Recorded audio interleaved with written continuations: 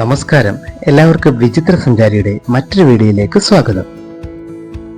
ഇന്ന് നമ്മളുള്ളത് കോഴിക്കോട്ടെ സരോവരം ബയോ പാർക്കിലാണ്. നഗരത്തിന്റെ തിരക്കുകളിൽ നിന്ന് മാറി കുറച്ചുനേരം സമാധാനമായി ഇരിക്കാൻ പറ്റിയ അടിപൊളി ഒരു സ്ഥലമാണിത്. ഏകദേശം 200 ഏക്കറിലായി വ്യാപിച്ചു കിടക്കുന്ന ഒരു വലിയ പച്ചത്തുരുത്താണിത്. ശരിക്കും കോഴിക്കോട്ടിന്റെ ശ്വാസകോശം എന്ന് തന്നെ ഇതിനെ വിളിക്കാം. 2007 ഈ പാർക്ക് പൊതുജനങ്ങൾക്കായി തുറന്നുകൊടുത്തത്. കണ്ടൽക്കാടുകളെ സംരക്ഷിക്കുന്ന ലക്ഷ്യത്തോടെയാണ് സർക്കാർ ഇത് നിർമ്മിച്ചത്.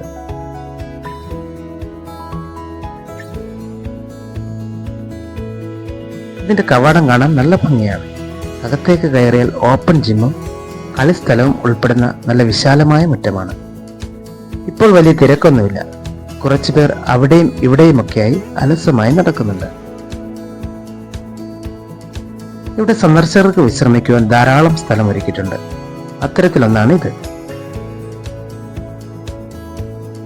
ഈ കാണുന്നതാണ് കണ്ടൽ ചെടികൾ. ഈ ജൈവ വൈവിധ്യ മേഖലയിൽ 7ഓളം വിവിധ ഇനം കണ്ടൽ ചെടികളും അവയോടനുബന്ധിച്ച് വളരുന്ന 29ലധികം സസ്യങ്ങളും കാണപ്പെടുന്നു. കണ്ടൽക്കാടുകൾ നിറഞ്ഞ ഈ പ്രദേശം 34 ഇനം പക്ഷികളുടെ സുരക്ഷിത താവളമാണ്.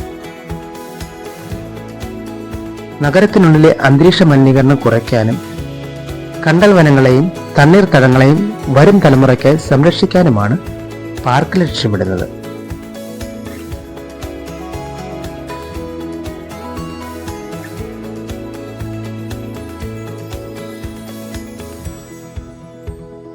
കോഴിക്കോടിന്റെ ചരിത്ര പ്രസിദ്ധമായ കനോലി കനാലിനോട് ചേർന്നാണ് സരോവരം ബയോ പാർക്ക് സ്ഥിതി ചെയ്യുന്നത്.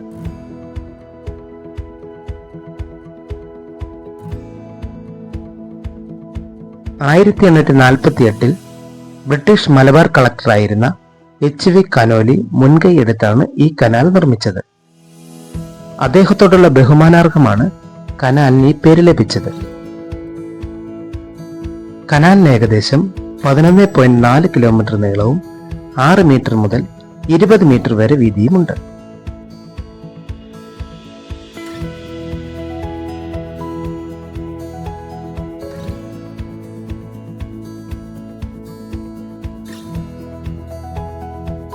പഴയ കാലത്തെ മലബാറിലെ ഉൾനാടൻ ജലഗതാഗതത്തിനും ചരക്ക് നീക്കത്തിനുമുള്ള പ്രധാന മാർഗമായിരുന്നു ഇത്.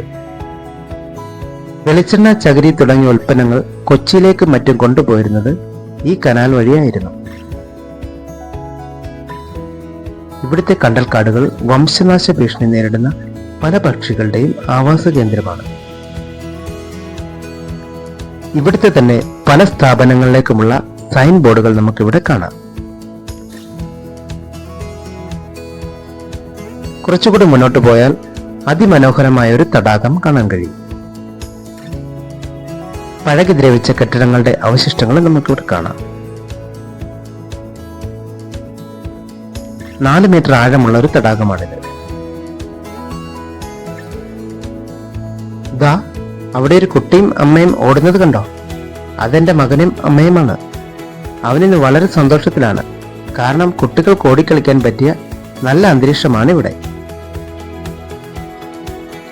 ഈ തടാകം ബോട്ടിംഗ് നടക്കുന്ന സ്ഥലമാണ്. പക്ഷെ ഇപ്പോൾ ബോട്ടിംഗ് ഇല്ല. സീസൺ അനുസരിച്ചേ ഉണ്ടാകാറുള്ളൂ. ഈ കാണുന്നത് കുട്ടികളുടെ കളിസ്ഥലമാണ്. സന്ദർശകരുടെ അഭിപ്രായങ്ങൾ അനുസരിച്ച് കളിസ്ഥലത്തെ ചില ഉപകരണങ്ങൾ പഴയതും ശരിയായ അറ്റകുറ്റപ്പണി ഇല്ലാത്തതുമാണെന്ന പരാതിയുമുണ്ട്. എങ്കിലും നവീകരണത്തിന്റെ ഭാഗമായി ഇവ മെച്ചപ്പെടുത്തുമെന്ന് പ്രതീക്ഷിക്കുന്നു.